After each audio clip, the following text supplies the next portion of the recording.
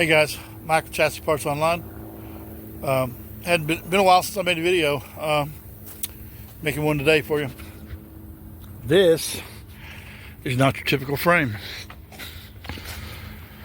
This came from a Toyota dually, LS swapped Toyota dually. Friend of mine has it. Traded for it, bought it or something. But he wanted me to back half it. The back half of the frame was, as you can see, it's pretty crappy. Had a 4-link on it. It was very bad. Had the original Toyota dually rear end under it, which he didn't need. Really hard to find wheels for those. The guys that are into those Toyota dually chassis, they like them, so he traded that. We got a Ford 8.8 for it. But I was going to back half this and trade for that little black Ford Courier over there. I like doing trade deals like that. Don't have to spend money. Customer just does the trade. They don't have to spend money. I don't have to spend money. Works out great in the long run. Anyways, I got to looking at this frame, and this guy really wants this thing to lay the body on the ground. It's going to be on air ride, of course. Pretty much everything I do is on air ride. There's that other frame I built over there for the tandem. That's a full tube chassis there. But I started looking at this one, and when I got to the front, I saw where the frame was Z'd right here, and I started seeing stuff like that, and like this right here, and those arms on the bottom. And you know, I make control arms, so I ain't about to let this thing leave with that crap on it. These motor mounts, man, no good. Look at that. I know that's just the front with the core support mounts, but Jesus, I don't know who did this work at all. Do not know, but that's, I can't let this thing go like that. I can't just back half and leave it like that. Plus, I've had this truck for a long time. I really haven't done this guy the best of deals on this. I've probably had this truck 3 years. I should have done it a long time ago, but as I've told you guys before, I lost my shop down the street. They were concerned that their property would get taken out of ag. Then I moved it all downtown Dallas. Then moved from that job to here. And what I really should have done is set my shop up here at my house sooner. I mean, I don't have much room. I got a building right there, and there's room for one vehicle inside, and there's a frame table inside. As you see, I got another chassis table right here. This is a 10 foot long, 30-inch wide, 34-inch wide table. I didn't have steel on top of it before, but I do now. I made it the same width as these Ford truck frames so I could start making Ford truck chassis. But that was years ago, and I never got around to it till now. So now here I am with chassis all over the place. That's a 57 to 60 F100 chassis to mock up my parts on. Over there on the frame, way over on the other side of the yard, is a 53 to 56 chassis. This is a 80 something, early 80s, 82, 83 F100 chassis. I'm mocking up the narrow cross member on it. And there's the truck out there. Supposed to do that one too, that 80 something out there. So yeah, it looks like Sanford and Son around here. But back to this. Guy contacted me this morning. He wanted to know if he's going to have a truck for turkey drag. Well, he's going to have a chassis with suspension on it. I'm sure we can get the body, the engine back, everything back in it, because this was a running, driving truck. We're changing the rear end and building the tube chassis for it. So I don't see why we can't get this thing back to running. But it'll go to the show regardless. And one thing I promised him was I will not work on my truck until I get his ready. and I really want to work on my truck. All it needs is a new wiring harness, and it runs, running, driving truck. I drove it for a while. It's LS swapped. But I made the promise, so I'm going to keep it.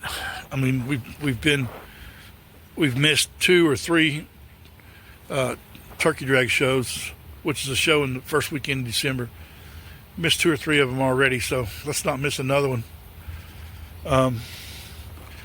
Basically, I needed that other table right there because that frame was on my other table in the shop. Let's go in there and see that. And basically, this table right here is going in the shop where this covered up little Mazda LS swap is at right now.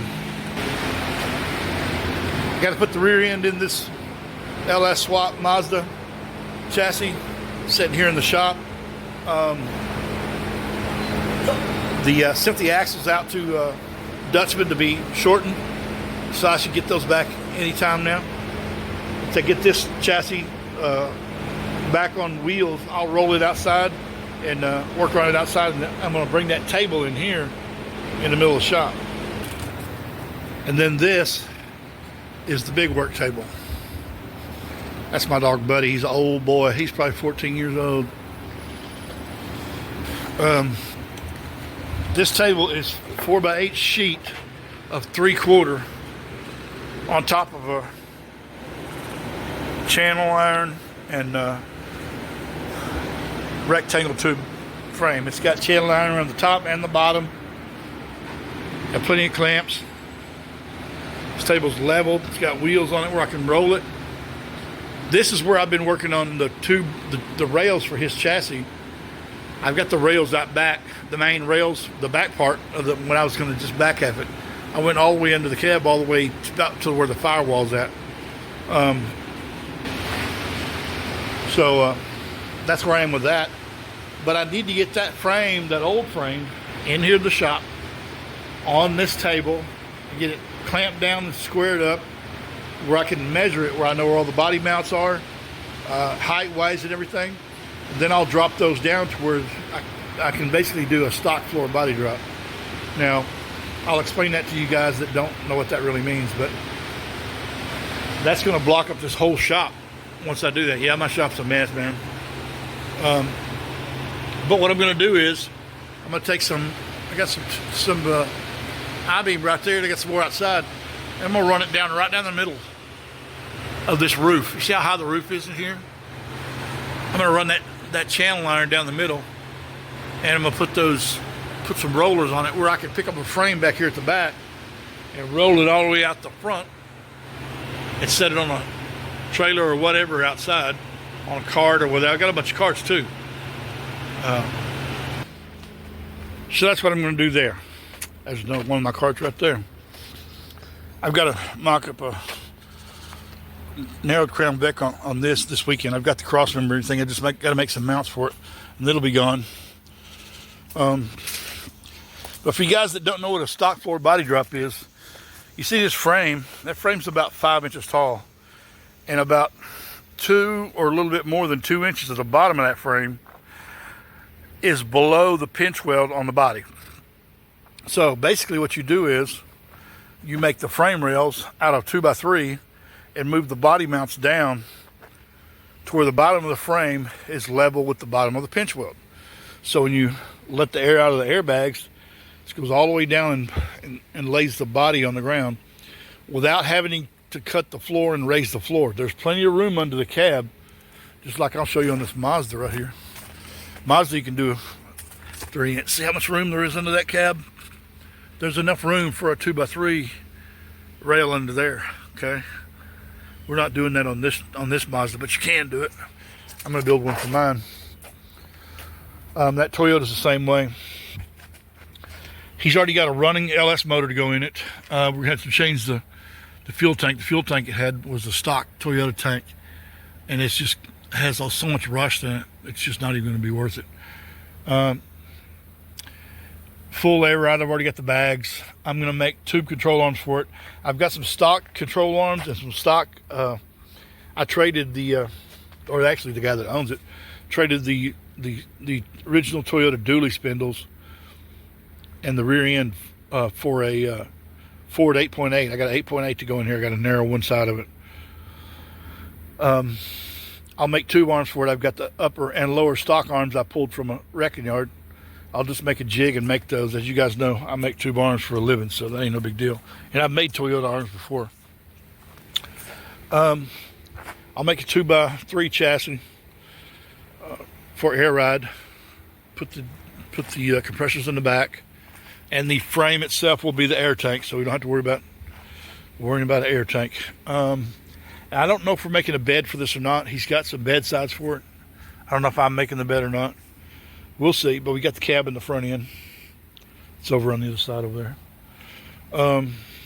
So yeah, that's what we're doing with this. I just can't see using this frame. It's just in too bad of a shape when it's so easy to do 2x3. But I need to get it in the shop and get all the measurements off of it. So I got my helper going to clean that table off today. Then I got another helper that's coming probably next week. And now I don't have any projects that are in the way of it anymore. That Mazda is one of the projects that was in the way, but I can't do anything till the axles get back. But this is going to take priority now. I'll work on it some in the mornings, some in the afternoon after I do my regular work, and then I'll be working on it on the weekends too. Should be a nice project. I'll do videos on it from start to finish. If you've got any questions about it, feel free to comment. Please comment on what you see there. Whoever did that Z job on that front end did not do a good job. That's the other thing about these mini trucks, Toyota and Mazda both, that there's a front crossmember that bolts in right there.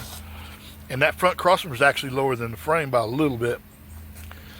So you got to raise that up. So you basically Z the frame to take care of that. Well, when I do one of these, I just build that Z into the new frame, like I did right there. See? And basically this Toyota frame will look a lot like that. Similar to that.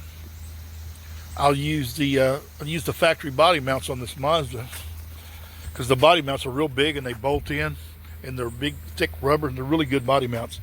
I don't know what this Toyota's got. I think it's got stock factory body mounts too. Those look like, I don't know what goes on top, but I'll find out. I'll look at the body mounts on it. If I don't like them, I'll get some of those Energy Suspension universal cab mounts, body mounts to put on it. But I'm definitely going to be redoing this 4-link. Look at that. Look at them 4-link tabs. 4-link. Look at the bag plates. Man, it's kind of sketchy.